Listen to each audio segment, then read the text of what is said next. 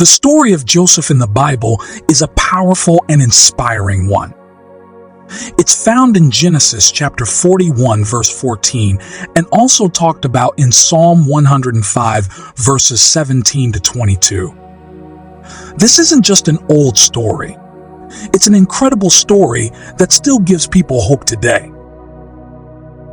Joseph's life changed dramatically, going from being in prison to becoming a powerful leader in Egypt. This big change in his life shows us that hard times can lead to great things, and that our current problems are just steps on the way to something greater. Joseph's life was full of tough times. He faced significant loss, betrayal, and suffering. Yet he kept his faith, and eventually his life got better. The Psalms reflect on this, saying that Joseph's difficult experiences were part of something amazing God had planned for him. This story teaches us that even when things seem really bad, they can lead to something amazing. What's really interesting about Joseph's story is how his strong faith played a big part in dealing with the difficult things that happened, which were part of God's plan.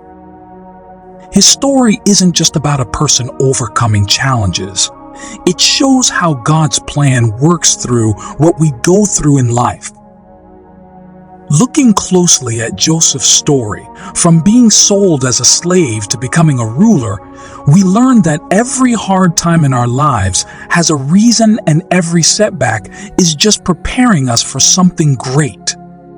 The fact that you are going through odd situations or find yourself in a tight corner right now does not mean that God has abandoned you.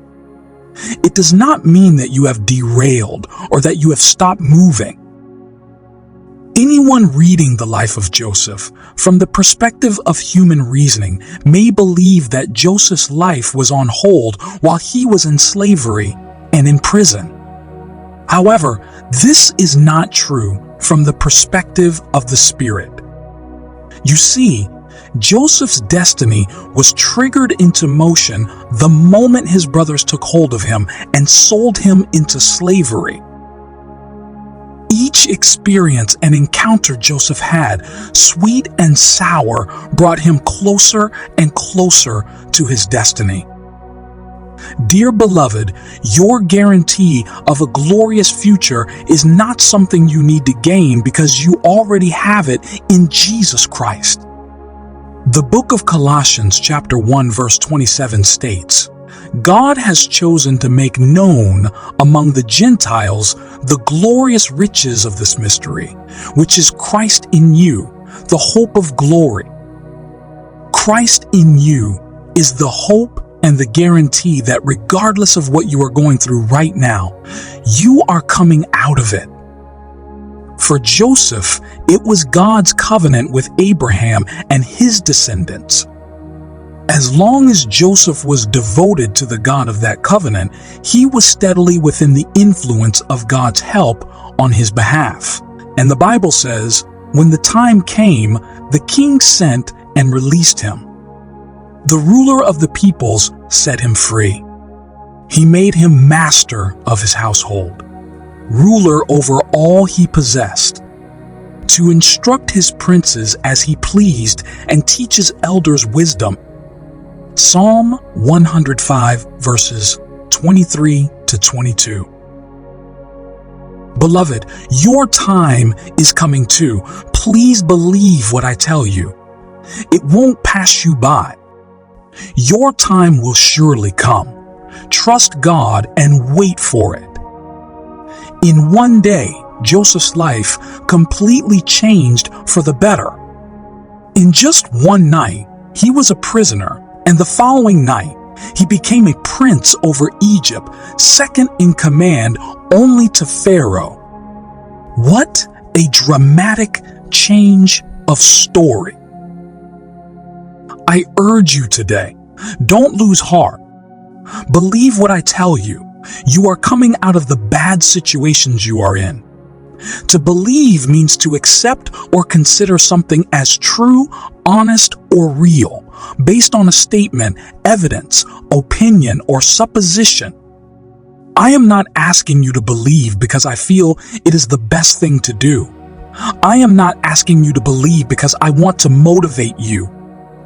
I am asking you to believe because God said so, and God can be trusted. God can be trusted, beloved. No one is as reliable as He is. When you place your trust in God, you are relying on the ultimate source of strength, love, and wisdom. His promises in the Scriptures are not just words. They are commitments He makes to you. He has a history of faithfulness and keeping His word, which is evident throughout the stories and testimonies shared in the Bible. By believing in His word and His character, you open the door to experiencing His power and presence in your life, guiding you through even the toughest of times. God is interested in you because through faith in Jesus, you are God's child now.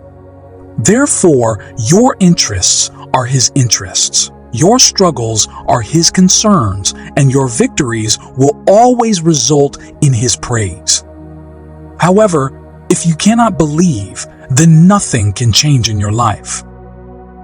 Maybe you are in court right now and you feel the case is not going your way. You may have prayed and it seems like nothing is happening. I don't know how, but God never fails those who trust Him. He will bring you out of that bad situation in the best way possible. It may not be the way you expect, but He will definitely do so.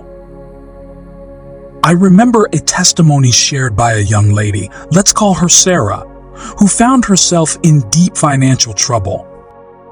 She had made some reckless decisions with her money, and as a result, she was drowning in debt. One desperate evening, she made the ill-advised choice to commit fraud, altering some documents in a bid to claim a significant tax refund. Her actions were quickly discovered, and she was charged with fraud, a serious crime with severe consequences. In her country, the penalty for fraud could be quite harsh, often resulting in substantial fines and even prison time. Sarah, a single mother working 2 jobs to support her children, was terrified of what her actions might mean for her family's future. She saw the worry in her children's eyes and felt the weight of her mistake crushing her. The night before her trial, Sarah sat alone in her small apartment, feeling the walls close in around her. In her darkest moment, she turned to prayer. She hadn't been a religious person, but in her desperation, she cried out to God, pleading for help and promising to turn her life around if she was given a second chance. The next day in court, as the prosecutor presented the evidence against her, the judge listened intently. But when it was time for the key witness, the tax officer who had uncovered her fraud, to testify, something unexpected happened.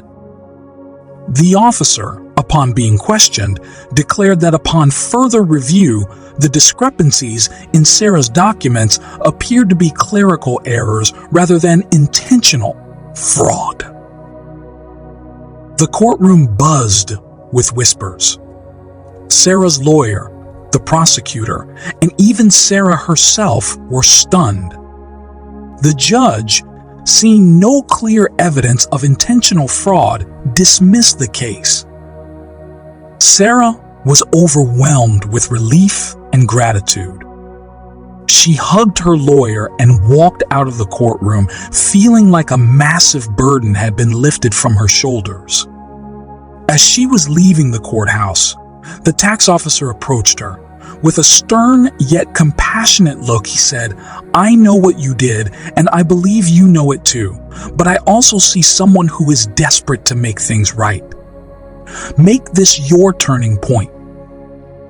With those words, He walked away, leaving Sarah in tears, not of fear, but of gratitude.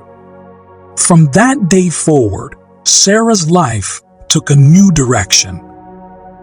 She worked tirelessly to pay off her debts honestly, took financial management classes, and most importantly, instilled in her children the values of integrity and faith. The incident not only saved her from a potential downfall, but also renewed her faith in the possibility of second chances and the power of unseen forces working in her life.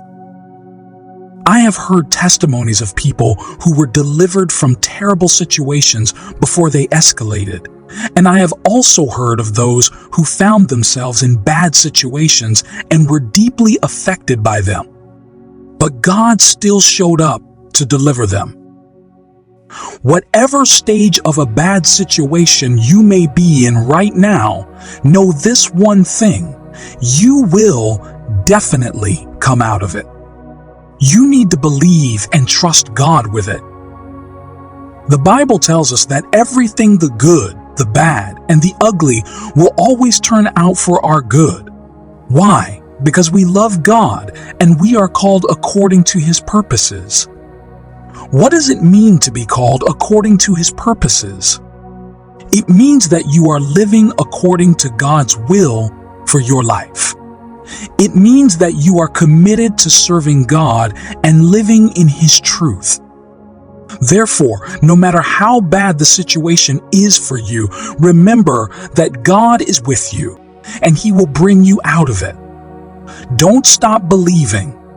Pray over it and believe that the one who promised will fulfill it. He is the faithful Father, and He will never disappoint those who put their trust in Him.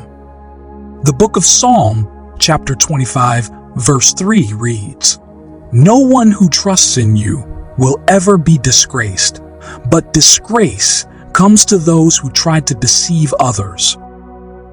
The seas may rage against you. The lions of this world may roar. Although the mountains of debts, struggles, and family crises may stand tall before you, do not give room to fear and despair. Instead, trust in the Lord and believe what His word says. No one who ever hopes in Him will be put to shame. Your life will not end in shame. You may have experienced some shame, and it might seem like that is the end, but it isn't. Your morning is about to come, just like Joseph's. Listen, your story isn't finished yet. The most important thing is to keep believing and hoping in God. Just like He helped Joseph, He'll help you too. The Bible tells us that if we trust in God, we won't be let down. The hard stuff you're facing now will soon pass, just like shadows disappear when the sun comes up. Keep holding onto your faith. It's where your strength and hope for a better future lie. Your road might have lots of obstacles, but it's leading you to a good place. Stay strong in what you believe, because your time for success and happiness is coming soon, just like a new day starts with the sunrise.